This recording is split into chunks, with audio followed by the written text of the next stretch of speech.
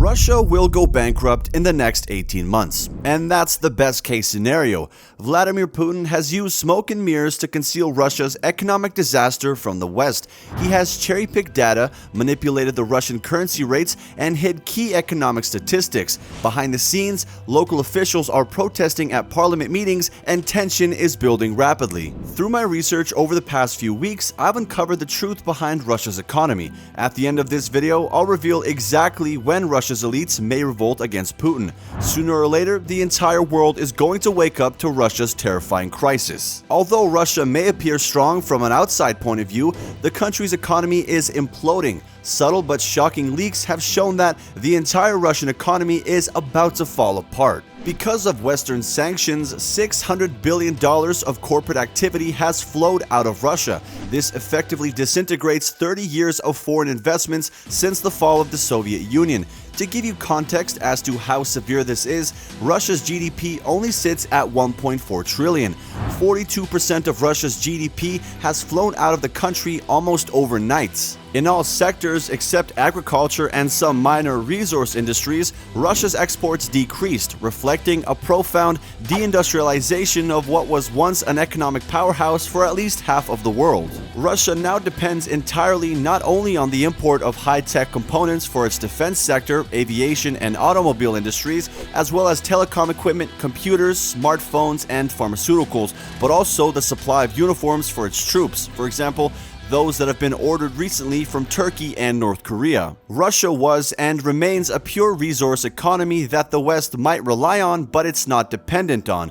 Therefore, the disappearance of Russia cannot significantly hurt the world economy or change the trends that emerged since the start of the millennium. Most of the global companies that exited the country were not too dependent on the Russian market. For Microsoft, it accounted for 0.1% of global sales. For Apple, Starbucks, and Estee Lauder around 1%, and for Volkswagen and Coca-Cola close to 2%. Therefore, the world without Russia will seem almost unchanged compared to the one in which Russia was firmly integrated not so long ago.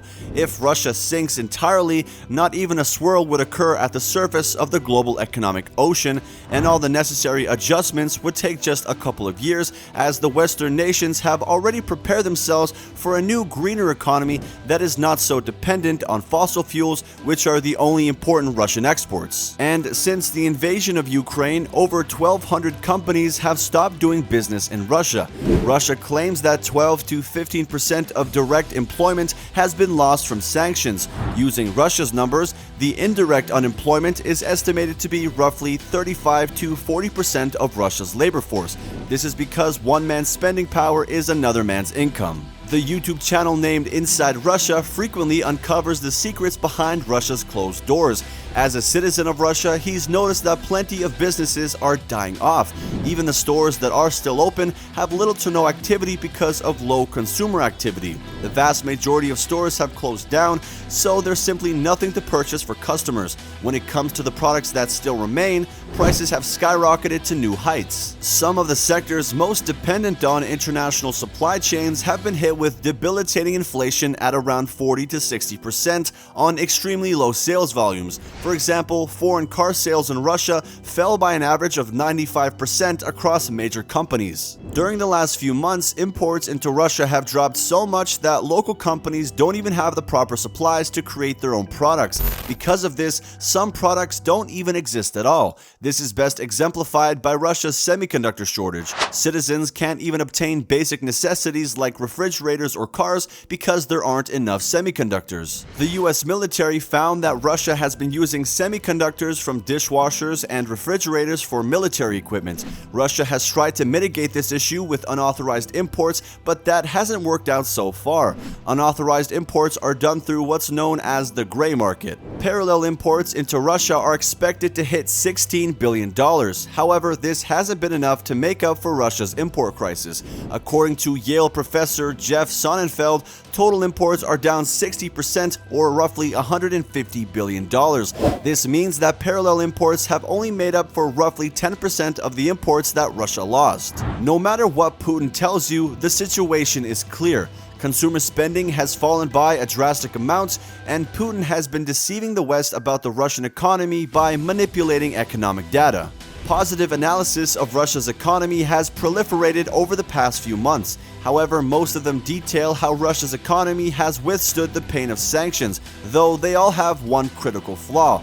All of them rely on the Russian government themselves. Putin has been cherry-picking data and selectively tossing out unfavorable metrics. The Russian government has progressively withheld an increasing number of key statistics that, prior to the war, were updated on a monthly basis, including all foreign trade data. Since the Kremlin stopped releasing updated numbers, constraining the availability of economic data for researchers to draw upon, many excessively rosy economic forecasts have irrationally extrapolated economic releases from the early days of the invasion, when sanctions and the business retreat had not taken full effect.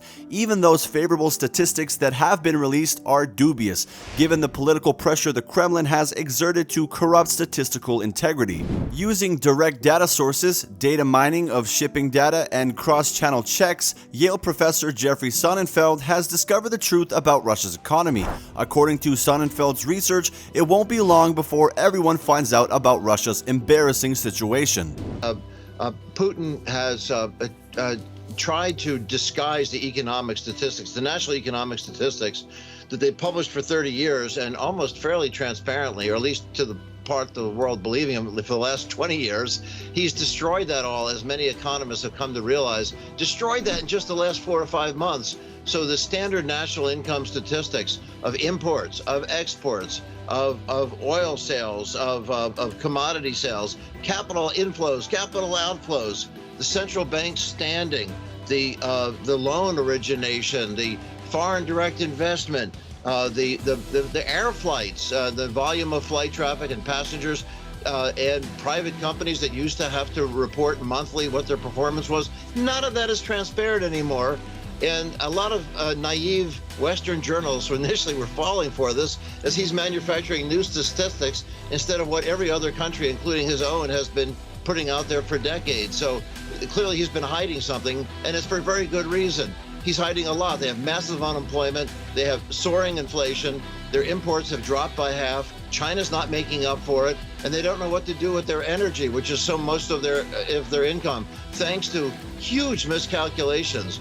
So, Russia of the 2020s will be economically reorienting to the south, with the most promising new partnerships to be built with China, India, Turkey, and Iran.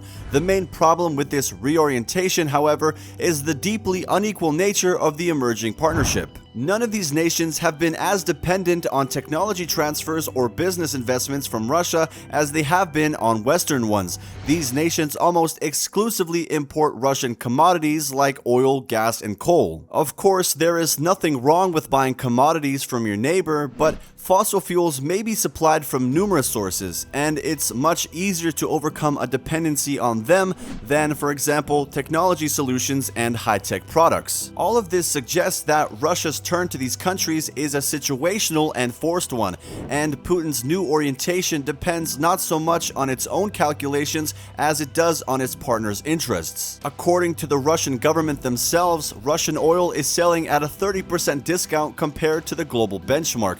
This is a serious problem because Russia historically produces oil at a substantially higher cost than its competitors. Russia has also historically relied heavily on Western technology for oil and gas production.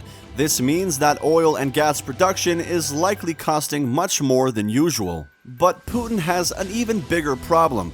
Russia is running out of money. Because Russia's economy is imploding, nobody wants to lend money to Russia. They used to rely on China for capital, but China has stopped lending money to Russia as well. And according to a professor at the Fanhai International School, China has been deterred by Western sanctions against Russia. With Russia's credit rating being downgraded to a default rating, Putin has relied solely on Russia's income and reserves to fund government spending.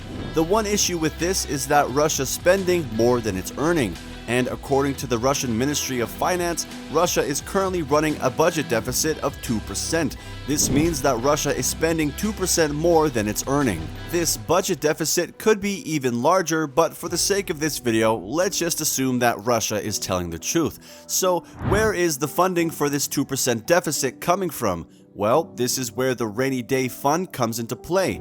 Rainy Day funds, which are also known as budget stabilization funds, are emergency funds that are set aside for unanticipated deficits. But it's kind of ironic because they knew they were going to war and they still don't have enough money left over, so I don't know. Nevertheless, Russia's Rainy Day Fund contains gold and foreign currency reserves that was valued at $640 billion as of February of 2022. The most obvious challenge facing Putin's Rainy Day funds is the fact that of his $640 billion accumulated from years' worth of oil and gas revenues, $300 billion is frozen and out of reach, with allied countries across the United States, Europe, and Japan restricting access. But there have been some calls to seize this $300 billion to finance the reconstruction of Ukraine. Putin's remaining foreign exchange reserves are decreasing at an alarming rate, by around $75 billion since the start of the war. Critics point out that official foreign exchange reserves of the central bank